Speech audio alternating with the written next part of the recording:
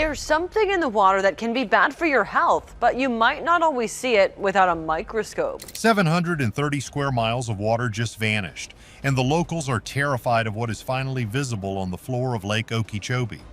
It started with a few weird shapes, but then the entire bottom of the lake seemed to shift and crawl toward the remaining pools. When we heard Lake Okeechobee tests were showing algae blooms 6 times too toxic for humans, we knew we had to go there ourselves to do our own testing and made stops along the way. From ancient indigenous treasures to toxic plant monsters that can walk on mud, the Big O is spilling all its secrets at once.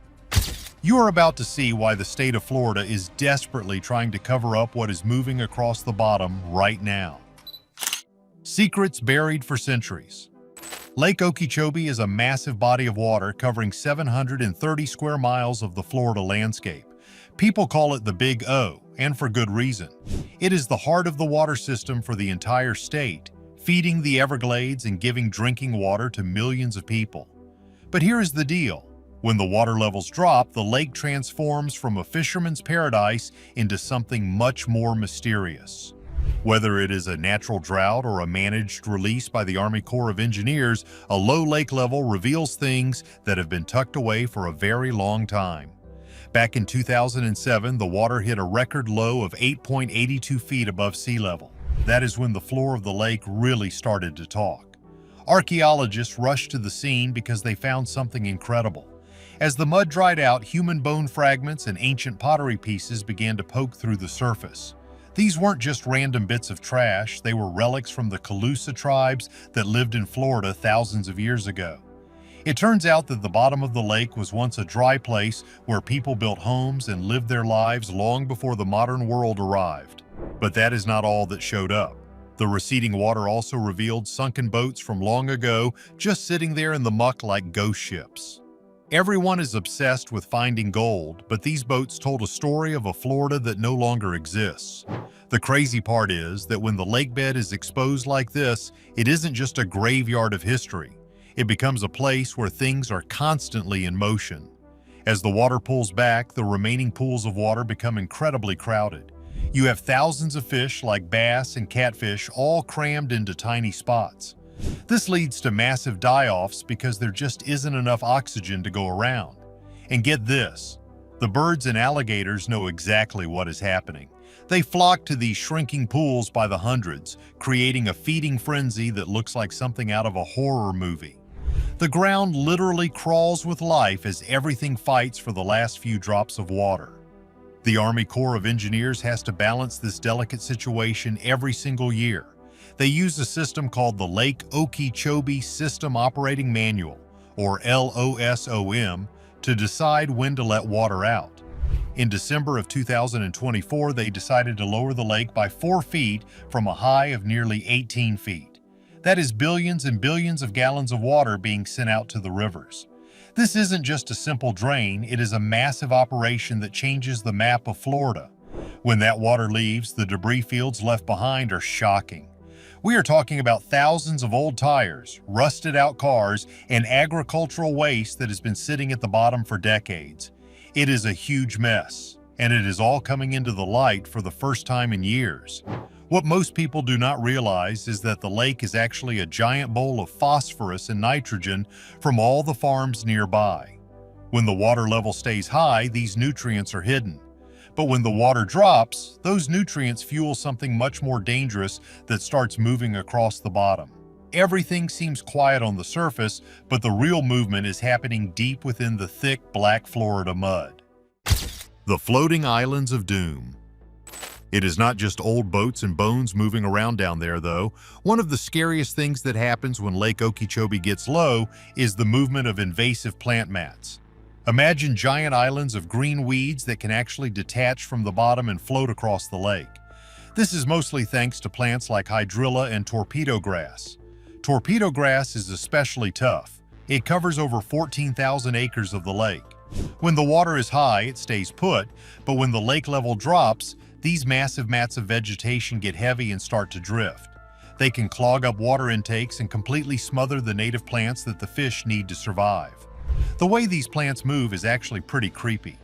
During a drawdown, the hydrilla mats can get up to 10 feet thick. As the water flows out, the current pulls these giant blankets of green across the lake bed. They act like a giant vacuum, picking up mud and debris as they go. This isn't just a small patch of weeds. These are floating islands that harbor all kinds of pests, like invasive apple snails.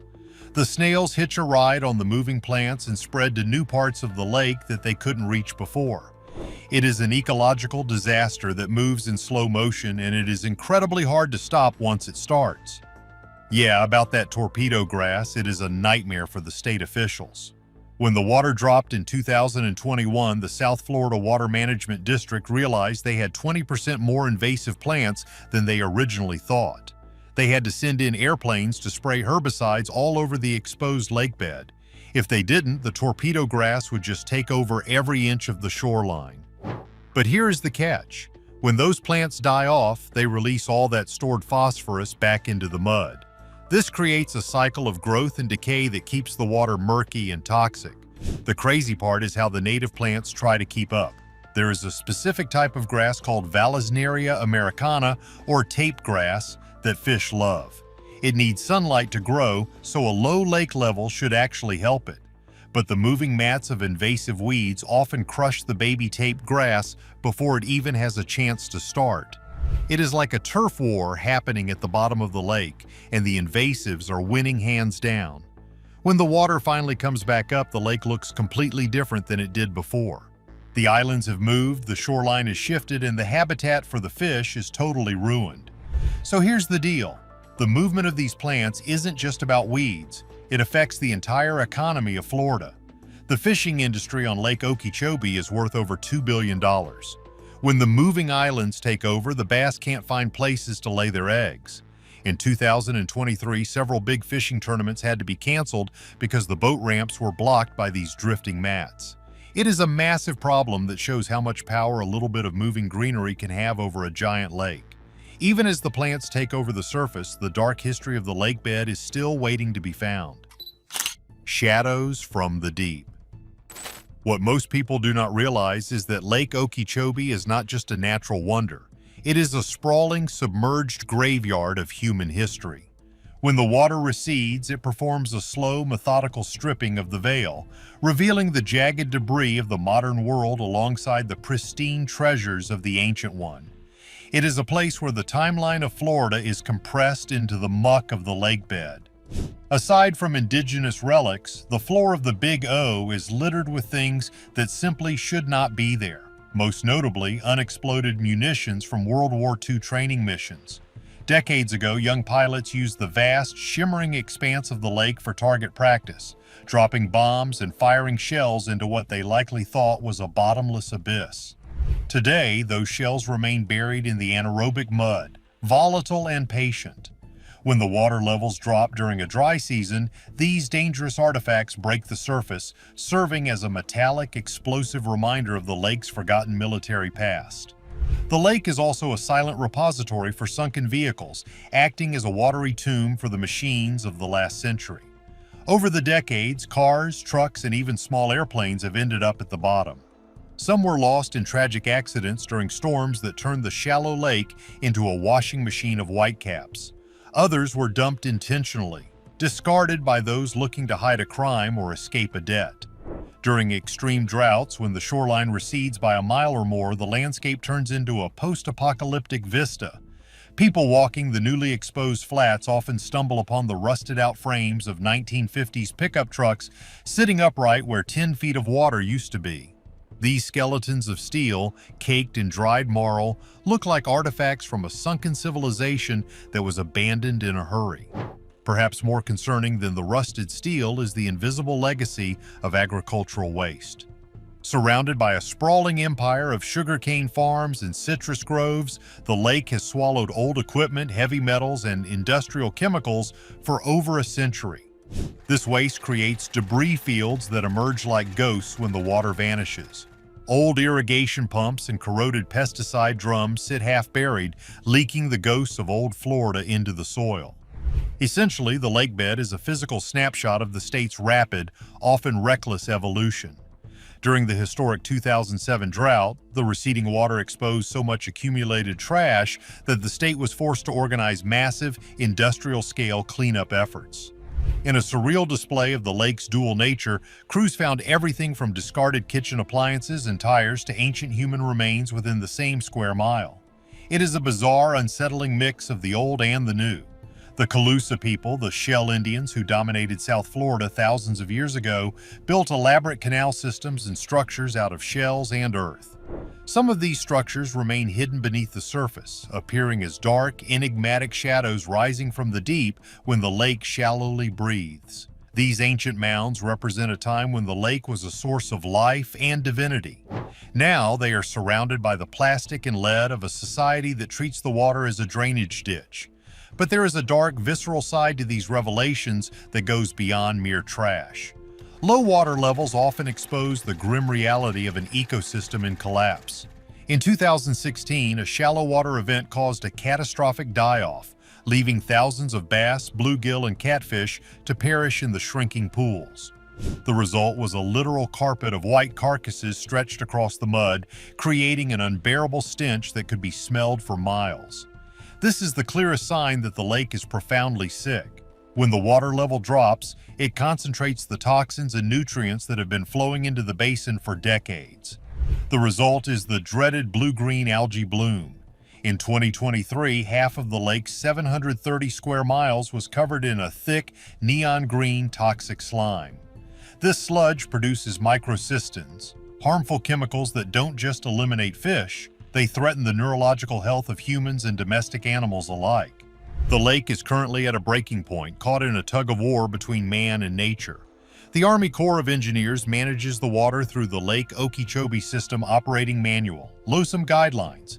It is a slow, agonizingly difficult process of deciding who lives and who dies. Do they keep the water high to save the lake's internal ecology, or do they release the pressure to protect the crumbling Herbert Hoover Dike? When they release the water, the phosphorus runoff from nearby farms acts as a super fuel for the toxic algae. This green death then travels down the St. Lucie and Caloosahatchee rivers, devastating manatee populations and eliminating dolphins hundreds of miles away on the coasts. It is all one connected bleeding system, and Lake Okeechobee is the struggling heart at the center of it. Climate change is only accelerating this volatility, making the weather patterns more extreme and unpredictable. We are seeing wilder swings, from record floods that threaten to breach the levee to record droughts that expose the lake's darkest secrets. Scientists are now forced to use high-tech satellites to track moving islands of displaced vegetation and debris from space, yet the lake still manages to surprise us with its capacity for mystery. Whether it is a prehistoric dugout canoe or a newly arrived invasive species, the lake remains a living, breathing entity that refuses to be tamed or fully understood. What most people do not realize is that the something moving across the bottom during a low water year might be the lake's way of telling us it has finally had enough. The debris, the mass die-offs, and the shifting islands of muck are all symptoms of a system that has been pushed out of balance. Every time the water drops and the floor of the lake is laid bare, we are given a window into our own history. We are reminded of what we have lost, what we have hidden, and what we stand to lose forever if we do not start taking better care of this liquid giant. The Big O is no longer just a lake, it is a mirror reflecting the consequences of a century of exploitation. Is it possible that we have already done too much damage to Lake Okeechobee to ever save the Florida Everglades? What do you think is still hidden in the deep mud? If you enjoyed this mystery, please like and subscribe for more.